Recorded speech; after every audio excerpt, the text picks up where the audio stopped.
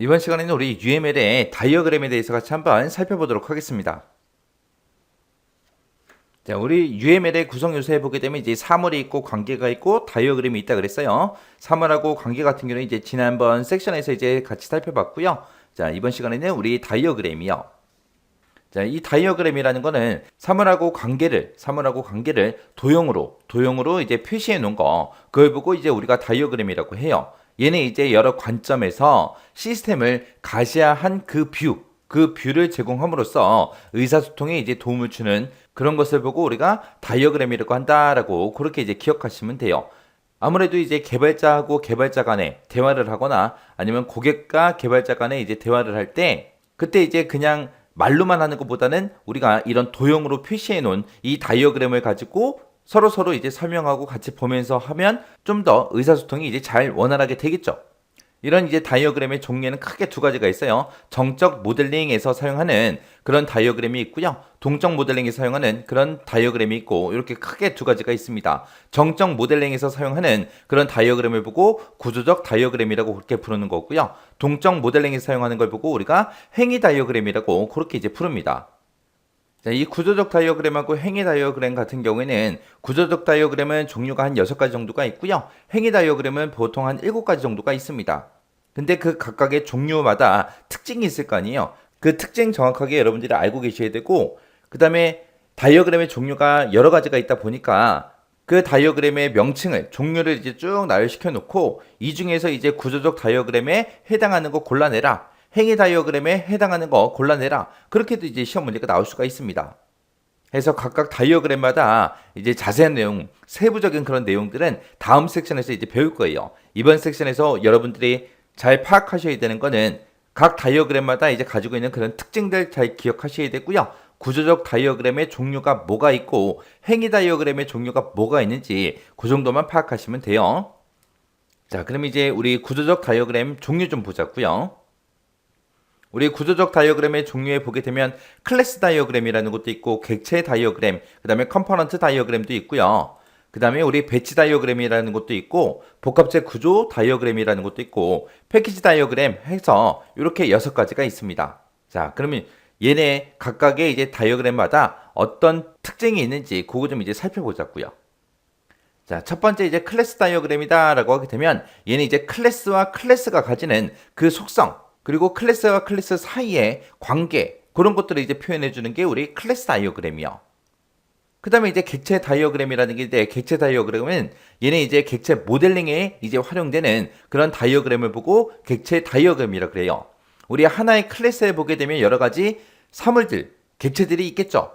그런 객체들을 우리가 인스턴스라고 그렇게 부르는 거고, 그런 인스턴스들을 특정 시점에 객체와 객체 사이에 그 관계를 이제 표현하는 게 우리 객체 다이어그램이요. 그래서 얘는 이제 럼버우 객체지향 분석 기법에서 우리 객체 모델링에 활용되는 그런 다이어그램이 객체 다이어그램이요. 그 다음에 이제 컴포넌트 다이어그램이다라고 있는데, 여기 보면 이제 컴포넌트라는 말이 나오는데, 이 컴포넌트라는 거는 문서가 됐든 소스 코드가 됐든 파일이 됐든 라이브러리가 됐든 이런 모듈화된 자원을 보고 우리가 이제 컴포넌트 그렇게 이제 부릅니다. 이게 도대체 무슨 말이냐? 우리 엑셀이라는 프로그램에 보게 되면 여러 가지 이제 함수들이 있죠. 그 함수들을 찾을 때 우리가 함수 이름으로 찾는 게 아니라 종류별로 찾아요. 해서 무슨 수학 삼각 함수다, 통계 함수다, 텍스트 함수다, 정보 함수다 이런 식으로 해서 이제 전부 다 그룹별로 묶여 있잖아요. 그런 여러 가지 함수들을 그룹화해서 우리한테 지원해주는 이런 단위를 보고 우리가 컴포넌트라고 해요. 우리가 프로그램 만들 때도 예를 들어서 예전에는 이제 프로그램을 작성하면 맨 처음부터 시작해서 한 줄 한 줄 사용자들이 직접 전부 다 코딩을 해서 직접 전부 다 코드로 전부 다 입력을 해서 프로그램을 개발했는데 요즘에는 그렇게 안 한다고요. 내가 만약에 자동차를 만들 거야. 그럼 부품 회사가 있을 거 아니에요. 그 부품 회사에 얘기해서 전화해서 어떤 부품 갖다 주세요라고 해서 그걸 이제 가져다가 조립만 하면 돼요. 그것처럼 뭐 계산기 프로그램 만들겠다. 그럼 덧셈 하는 기능을 가지고 오고 뺄셈 할 수 있는 기능을 가지고 오고 곱하기 하는 기능을 가지고 오고 그런 기능들 가지고 와서 우리가 조립을 해서 프로그램을 개발하는 거예요. 그래서 이 컴포넌트 다이어그램 같은 경우는 이제 구현 단계에서 이제 사용되는 그런 다이어그램이 있고요. 얘는 이제 실제로 구현 모듈인 컴포넌트, 각각의 컴포넌트 간의 그 관계가 됐든 컴포넌트 간의 이제 인터페이스 이런 것들을 이제 표현해 주는 게 우리 컴포넌트 다이어그램이요. 그 다음에 이제 우리 배치요. 배치 다이어그램이요. 배치 다이어그램은 결과물이 됐든 프로세스가 됐든 컴포넌트가 됐든 이런 물리적인 요소들 있죠.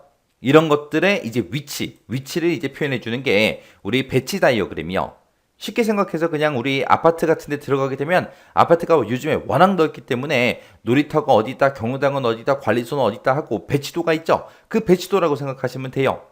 해서 얘도 이제 프로그램 우리가 구현하는 그 단계에서 사용되는 게 우리 배치 다이어그램이요. 그 다음에 이제 복합체 구조 다이어그램이라는 게 있는데 복합체 구조 다이어그램이라는 거는 클래스가 됐든 컴포넌트가 됐든 그런 복합 구조를 갖는 경우에 그 내부 구조를 표현해 주는 게 우리 복합체 구조 다이어그램이요. 그 다음에 이제 패키지 다이어그램이다 라고 하게 되면 얘는 이제 유스 케이스나 클래스 등의 모델 요소들을 그룹화해 놓은 그런 패키지 간의 관계를 표현할 때 우리가 사용하는 게 패키지 다이어그램이요. 그래서 각각 다이어그램의 내용에 보게 되면 우리가 이 종류를 유추할 수 있는 그런 말들이 다 들어가 있어요. 얘는 이제 위치를 우리가 뭘 한다? 배치하더라. 그리고 복합 구조를 갖는다. 그 내부 구조를 표현한다. 그럼 복합체 구조. 그 다음에 패키지. 여기에 패키지라는 말이 들어가죠. 모델 요소들을 그룹화해서 패키지들의 관계를 이제 표현한다. 그렇게 이제 나온다고요. 우리가 여행 갈 때도 보면 패키지 상품이 있죠. 패키지가 여러 개 묶어 놓은 거잖아요. 그렇게 이제 그룹화했다. 그런 말이 이제 들어가요. 그리고 첫 번째 걸 봐도 클래스 다이어그램 그러면은 클래스들 사이의 관계를 표현한다. 클래스라는 말 또 들어가잖아요. 그 다음에 이제 객체 다이어그램이다 라고 하게 되면 얘는 이제 각각의 사물들, 객체들, 그리고 인스턴트 이런 말도 들어갔고요. 그리고 객체와 객체 사이의 관계를 이제 표시한다. 그게 이제 객체 다이어그램. 그 다음에 컴포넌트다 그러면 컴포넌트는 컴포넌트 간의 관계, 컴포넌트 간의 인터페이스 그런 걸 이제 표현하더라. 이런 말들이 다 들어갑니다. 그래서 이런 내용을 기억하는 거는 크게 어렵진 않을 거예요. 그 다음에 이제 행위 다이어그램의 종류요. 이 행위 다이어그램에 보게 되면 전체 7가지가 있습니다. 자, 유스 케이스 다이어그램이라는 게 있고, 시퀀스가 있고, 그 다음에 커뮤니케이션이 있고, 상태가 있고, 그리고 우리 활동이 있고, 상호작용 개요 다이어그램이라는 게 있고, 타이밍 다이어그램이라는 게 있고, 이런 것들이 있습니다. 자, 그럼 이것도 이제 하나씩 좀 살펴보자고요. 자, 첫 번째 거 이제 유스 케이스 다이어그램이요. 유스 케이스 다이어그램이다라고 하게 되면 얘는 이제 사용자의 요구를 분석하는 거를 보고 우리가 유스 케이스 다이어그램이라고 해요. 얘는 이제 기능 모델링 작업에서 사용을 합니다. 그래서 얘는 이제 액터, 사용자와 유스 케이스, 사용 사례로 그렇게 구성이 돼요. 그래서 얘는 이제 사용자 시각에서 소프트웨어의 범위와 그 기능을 설명하는 설계 표기법을 보고 우리가 유스 케이스 다이어그램이라고 그렇게 이제 부르는 거예요. 그래서 사용자 시각에서 본 그 시스템의 행위, 사용자가 할 수 있는 기능, 그런 것들을 이제 표현한 거다. 만약에 이제 국세청 홈페이지가 있다고 생각해 보세요. 국세청 홈페이지에 고객이 들어갔을 때는 할 수 있는 게 몇 가지 없어요. 뭐 회원가입하는 거 있겠죠? 그리고 거기서 이제 세금 납부하는 것도 있을 거고, 세금을 이제 줘야 하는 것도 있을 거고, 있을 거예요. 주요 기능이 이제 그런 것들이잖아요.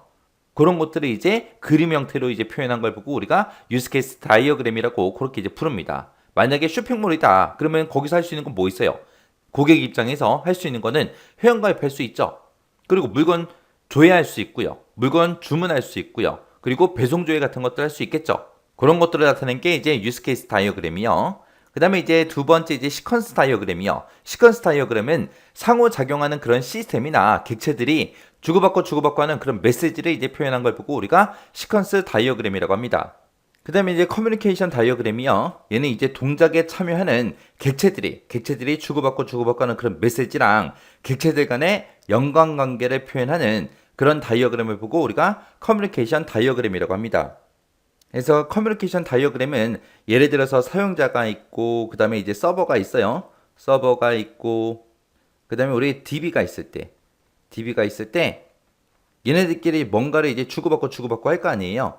만약에 사용자가 어떤 특정 홈페이지에 들어가려고 해요. 홈페이지 주소를 땅 하고 입력을 하게 되면 그 데이터가 이제 서버로 가겠죠. 그래서 이제 홈페이지 요청을 할 거예요. 그러면 이 서버는 이 데이터베이스에서 이제 데이터를 검색을 할 거예요. 검색을 하고 그 검색된 그 결과를 서버로 다시 되돌려주고 이 서버는 다시 사용자한테 되돌려주겠죠. 이런 식으로 이제 동작에 참여하는 객체들이 주고받고 하는 그런 메시지들이랑 그리고 객체들의 연관관계를 이제 표현하는 거, 그런 걸 보고 우리가 커뮤니케이션 다이어그램이라고 합니다. 그 다음에 이제 상태 다이어그램이요. 상태 다이어그램은 말 그대로 상태를 표시해 주는 거예요. 그래서 하나의 객체가 자신이 속한 그 클래스의 상태 변화, 혹은 다른 객체와의 상호작용에 따라서 상태가 어떻게 변화가 되는지 그걸 이제 표현해 주는 게 우리 상태 다이어그램이요. 상태 다이어그램은 이제 가장 대표적인 게 우리 운영체제에 보면 뭐 실행이 있고, 그 다음에 우리 준비 단계가 있고, 그 다음에 대기가 있고, 해서 우리 운영체제 보게 되면은 프로세스 세 가지 상태가 있죠. 그거 이제 생각하시면 돼요. 그래서 이 상태 다이어그램이라는 거는 럼바우 객체 지향 분석 기법에서 동적 모델링에 이제 활용되는 게 우리 상태 다이어그램이요. 그 다음에 이제 활동 다이어그램이요. 활동 다이어그램 그러면은 뭘 생각하면 되냐? 우리가 순서도 생각하시면 돼요. 순서도. 그 순서도 형태로 생긴 게 우리 활동 다이어그램이요. 그래서 어떤 기능을 수행하는지, 그리고 객체의 처리 로직이나 조건에 따라서 처리 흐름이 어떤 순서로 이제 변화되는지 그런 것들을 이제 표현하는 걸 보고 활동 다이어그램이라고 합니다. 그 다음에 이제 상호작용 개요 다이어그램이라고 있어요. 얘는 이제 상호작용 다이어그램 간의 제어 흐름을 표현한 거, 그걸 보고 이제 상호작용 개요 다이어그램이라고 그렇게 부르고요. 타이밍 다이어그램이다 라고 하게 되면 얘는 이제 객체 상태가 이제 어떻게 변하는지 시간 제약을 명시적으로 그렇게 이제 표현한 걸 보고 우리가 타이밍 다이어그램이라고 해요. 우리가 이제 라면을 끓일 때도 시간에 따른 그 순서가 있죠. 그런 것들을 이제 나타내는 거예요. 맨 처음에 이제 물 끓이기 시작하겠죠. 그러면 이제 물을 끓일 때 몇 분부터 시작해서 뭐 1분부터 시작해서 뭐 5분 동안 내가 물을 끓이겠다. 5분 동안 물 끓이겠다. 물 끓이고 나서 그 다음에 뭐 해요? 우리가 이제 스프를 집어넣겠죠. 스프를 집어넣겠다. 그 다음에 이제 또 시간이 한 1분 정도 지난 다음에 그 다음에 이제 팔팔 끓게 되면 이제 그때 면을 집어넣겠다. 그리고 면 집어넣고 한 3분 정도 지난 후에 3분 후에 내가 이제 계란을 집어넣겠다. 파를 집어넣겠다. 이렇게 이제 객체 상태 변화랑 시간 제약 같은 것들을 우리가 명시적으로 표현하는 걸 보고 우리가 타이밍 다이어그램이라고 그렇게 이제 부릅니다. 그래서 이렇게 이제 행위 다이어그램의 종류에 보게 되면 이렇게 7가지가 있어요. 자, 이런 것들은 자세히 이제 뒤에 섹션 가면 배울 거예요. 일단 어떤 다이어그램이 어떤 거다, 그 정도만 여러분들이 이해하시고 지나가시면 돼요. 그 다음에 이제 스테레오타입이요. 스테레오타입이라는 거는 UML에서 표현하는 그런 기본 기능 이외에 추가적인 그런 기능을 표현하는 걸 보고 우리가 스테레오타입이라고 그렇게 불러요. 그때 이제 스테레오타입을 우리가 표시할 때는 길러맷이라고 부르는 겹화살 괄호 요 모양 사이에다가 표현할 그 형태를 우리가 기술해서 표현을 해주면 돼요. 그때 이제 주로 표현되는 그런 형태가 지금처럼 이렇게요. 겹화살 가로 안에다가 이제 include를 쓰거나 아니면 extend를 쓰거나 아니면 interface를 쓰거나 exception이라고 쓰거나 아니면은 constructor라고 쓰거나 이런 것들을 이렇게 이제 써서 우리가 표현을 해주면 돼요. 그때 include다라고 하게 되면 include라는 거는 포함하는 관계가 있을 때 우리가 이제 표현하는 거고요. extend다 그러면 이제 확장 관계가 있을 때, 그 다음에 interface는 말 그대로 인터페이스를 정의할 때 이제 사용하는 거고요. 그 다음에 이제 exception 그러면 이제 예외를 정의할 때 이제 사용하는 거고요. constructor 그러면 이제 생성자 역할을 수행하는 경우에 우리가 이제 사용을 합니다. 그래서 스테레오타입에는 이런 것들이 있다. 이 각각의 용어들 의미 잘 기억하셔야 돼요. 그래서 이제 다음 섹션부터 시작해서 각각 다이어그램에 대해서 이제 좀 더 세부적으로 자세히 이제 좀 살펴볼 거예요. 살펴볼 거니까 이번 시간에는 각각 다이어그램들이 어떤 건지 그 의미 정도만 파악하시고요. 그리고 구조적 다이어그램의 종류 6개, 그리고 행위 다이어그램의 종류 7개 있었어요. 그것들 이제 각각 구분할 수 있게 그 정도만 보시고 지나가시기 바랍니다.